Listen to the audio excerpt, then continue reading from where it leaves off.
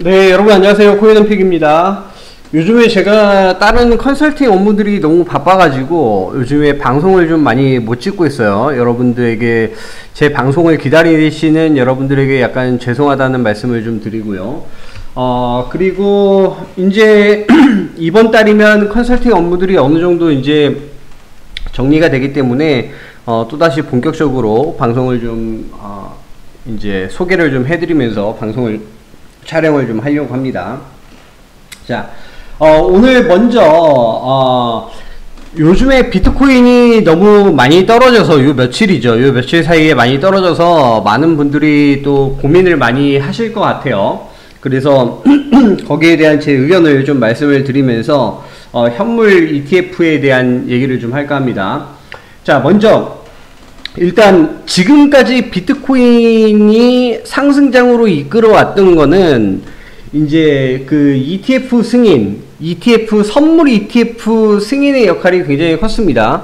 선물 ETF가 승인이 되면서 굉장히 많은 자금이 비트코인 시장으로 들어왔고 그 여파로 인해서 비트코인이 상승했죠. 그리고 10월까지는 이제 주식이든 비트코인이든 그 매인 연마다의 추세로 볼 때 그 하락하는 월이었죠. 그렇지만 11월과 12월 그리고 9월까지가 하락하는 장이었죠. 그러니까 10월, 11월, 12월 요때까지는 제가 앞전에도 말씀드렸지만 적극적으로 투자에 뛰어들어서 수익을 내야 될 구간이다 라고 미리 말씀을 드렸었습니다. 그런데 지금 비트코인이 이렇게 뚜두둑 떨어지는 데는 바로 이 ETF 승인과 좀 연관이 있다고 저는 생각을 합니다. 먼저 현물 ETF에 대한 승인을 기대한 많은 사람들이 있었을 텐데 현물 ETF 승인이 거절이 됐죠. 그리고 그 거절당한 이유가 투자자 보호가 미흡하다는 얘기였습니다. 그런데 그거에 대해서 어떤 사람들이 이제 이렇게 얘기하죠. 그러면 조만간에 현물 ETF가 승인이 될 것이다. 12월에는 승인이 될 것이다. 이렇게 얘기하는데 제 생각에는 한 달 사이에 투자자에 대한 보호가 갑자기 뭐 월등하게 상승한다거나 또 어떤 뭐 큰 변화가 있어갖고 투자자 보호를 완벽하게 할 수 있는 뭐 시스템을 만든다거나 이런 확률은 굉장히 드물 거라고 봅니다. 그렇기 때문에 일단은 현물 ETF에 대한 승인은 당연히 내년으로 넘어갈 거다. 그리고 내년으로 넘어가는 과정에서 어떤 일이 있어야 되냐면 이제 많은 국가들이 비트코인에 대해서 인정을 해야 되고 거기에 대한 법률적인 테두리를 만들어가는 분위기가 조성이 돼야 되고 또 각각의 위치에서 역할을 하는 코인들의 보안성들이 증가가 되어야 되고 또 제일 중요한 이 비트코인의 불안전성, 시세 변동 가능성 이게 굉장히 불안정하거든요. 이런 게 좀 어느 정도 잠잠해져야 된다. 이런 백그라운드와 베이스가 되어야 그 다음에 비트코인이 어느 정도 안정이 될 거라고 저는 생각을 합니다. 그 안정이 된 이후에야 현물 ETF가 승인이 될 것이다. 그러면 다시 한번 비트코인은 크게 상승하는 계기를 맞게 될 것이다 라고 예측을 합니다. 그리고 이 뉴스 기사를 한번 좀 볼게요. 미국에서 비트코인 현물 ETF가 승인이 되면 1년 내에 최소 200억 달러가 유입될 것으로 전망된다. 이 이야기는 굉장히 맞는 분석인 것 같아요. 한 이 정도 금액이 유입이 되어야 비트코인의 가격이 2배 이상 급등하는 상황이 발생이 될 겁니다. 암호화폐 거래소 코빗 캐나다 ETF 참조해서 전망을 했는데 ETF 장기 기간 투자자에게 투자 물꼬를 터줄 거다. 그리고 상관관계가 낮은 자산 편입시켜서 포트폴리오 리스크를 감소하고 금 시총의 10% 배분 시에 비트코인 시총 2배가 증가 가능하다라고 이야기를 했는데 자세한 내용을 좀 한번 보도록 하겠습니다.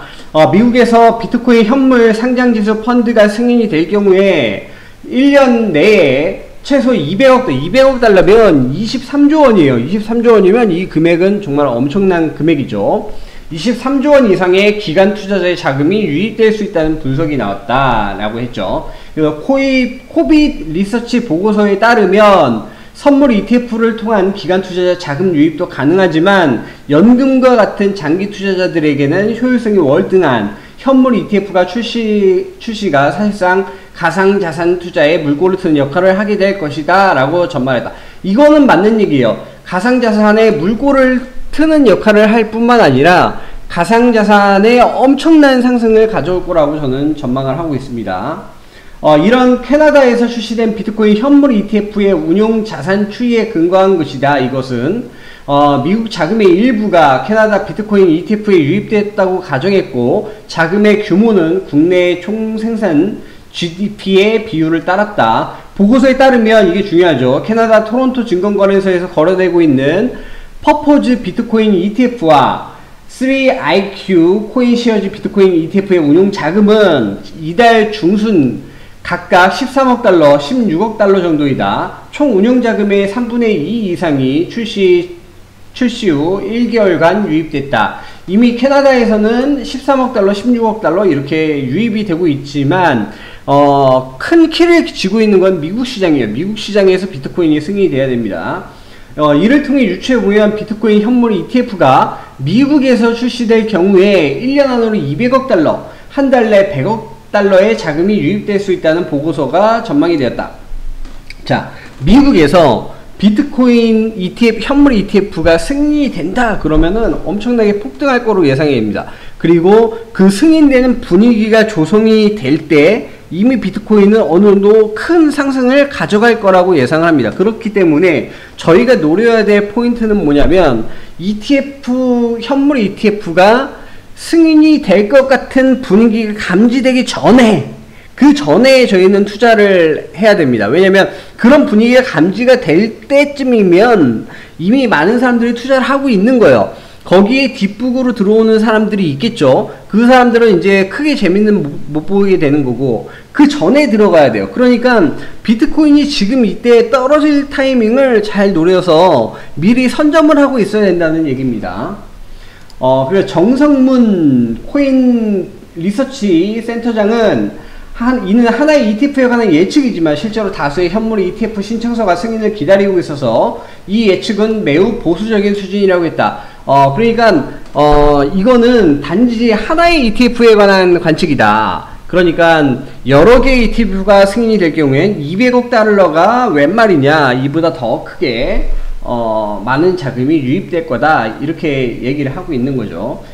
다만 미국 증권거래위원회 SEC가 문제이기도 한데 얘네가 정확한 판단을 하고 있는 건지도 모르겠습니다. 저도 SEC가 싫어요. 왜냐면 리플에 대한 태클을 자꾸 걸고 있잖아요. 그리고 다른 거에 대한 태클도 자꾸 비트코인의 발전에 장애가 된다고 생각을 했는데 얘네가 하는 얘기도 맞아요. 지금의 비트코인은 워낙에 등락폭이 크기 때문에 투자자 보호가 안 되는 것도 맞거든요. 그래서 이 미국 증권거래위원회는 비트코인 현물 ETF의 승인 시점을 두고는 다양한 예측이 존재하며 12개월에서 18개월의 컨센서스로 보인다고 덧붙였다. 그러니까 당장 뭐 다음 달에 승인이 될 거다, 뭐 1월에 승인이 될 거다, 이렇게 얘기하는 사람들은 잘 모르고 하는 소리고 거기에 현혹되시면 안 됩니다, 여러분들은.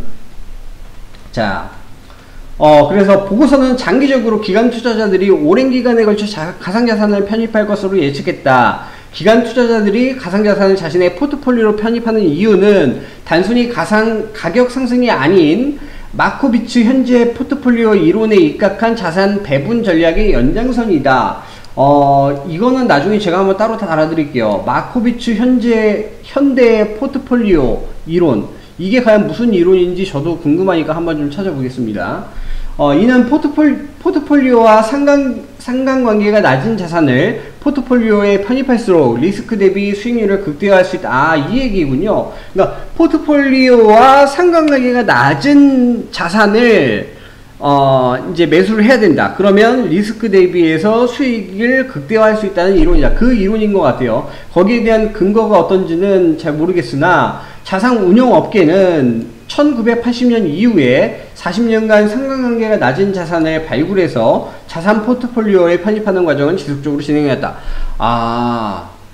그러니까 상관관계가 낮은 자산에 투자를 해왔던 거네요. 그죠?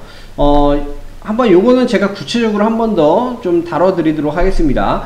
국민연금의 자산 배분만 봐도 초창기에는 대부분 국채였으나 지금은 국내 주식, 해외 채권, 해외 주식, 대체 투자 등으로 다각화됐다. 그래서 비트코인에도 이제 많이 투입을 하게 될 거다라는 얘기 같아요. 이론적으로 기관 투자자들이 자산 배분을 통해서 금 시가총액의 10%에 해당하는 규모만큼 비트코인에 투자를 한다면 비트코인의 시총은 현재 2배로 커질 수 있다는 계산이 나오다. 제가 봤을 땐 일단 현물 ETF가 승인이 되면 2배가 아니라 엄청난 상승을 가져올 거라고 저는 생각하고 있습니다.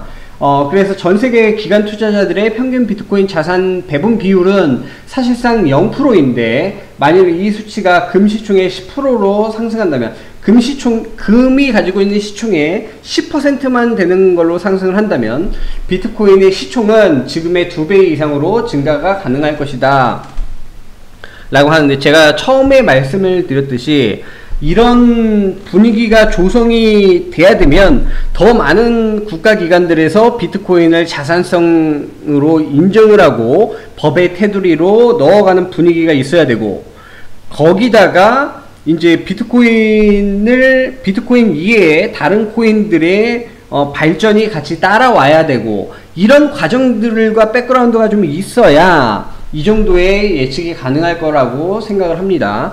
그렇기 때문에 지금 당장 제가 하고 싶은 말은 이거예요. 지금 당장 비트코인이 떨어진다고 해서 여기에 너무 스트레스 받을 필요는 없다. 어차피 여러분들은 장기적으로는 투자를 보고 개념을 잡고 가야 됩니다.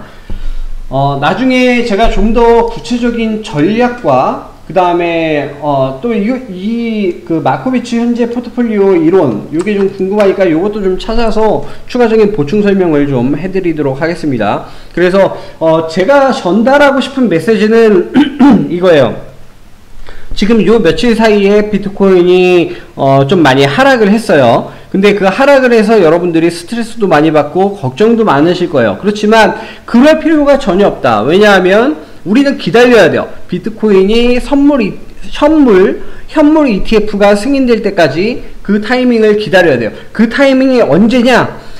그 타이밍이 언제냐를 알았을 때 들어가면 늦어요. 그 전에 들어가서 선점을 하고 있어야 됩니다.